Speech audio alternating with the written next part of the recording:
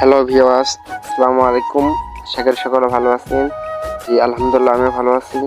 তো আজকে বিষয়টা হচ্ছে গ্রামের ঐতিহ্য মলদিস, আমরা জামালপুরের ভাষায় বলি মলদিস বা মিল্লি ভাত। গাইবান্ধা জেলায় মানুষটা বলে যে ফাতেহা। ঠিক আছে, আমরা জামালপুর এলাকায় মানুষজন বলি যে মলদিস মিল্লি ভাত। তো এখানে এর বিষয় হচ্ছে যে আমরা গাইবান্ধা এলাকায় আমার মামার বাসায়, তো আমরা মামার বাসায় আইছি যে এই গ্রামের ঐতিহ্যবাসীর মানে ঢাকা শহরে এসব হয় না, কিন্তু আমাদের গ্রাম এলাকায় গ্রাম এলাকায় যে গ্রামে যাবেন যে এগুলোর নাম অনেক ভাষায় অনেক রকম।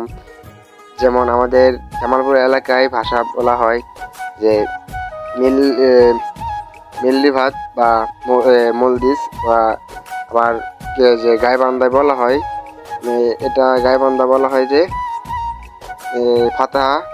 তো আজকে বিষয়টা হচ্ছে গ্রামের ঐতিহ্যবাহী মলদিস নিয়ে। ঠিক আছে, তো দেখতে তো পারছেন কত সুন্দর সারি সারি বসে আছে।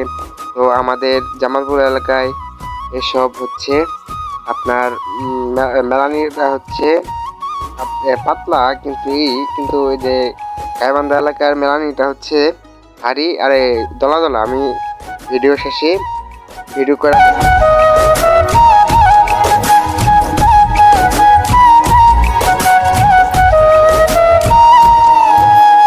তো আবার শুরু করা যাক যে জামালপুর এলাকার মতোই যে এলাকায় মলদিস বা মিল্লিবাদ যাই বলুক, এরকম পরিবেশ আমাদের জামালপুর এলাকায় এরকম হয়, বা যে গাইবান্ধা জেলায় এরকম একবারে সেম, কিন্তু মেলানিটা একটু অন্যরকম।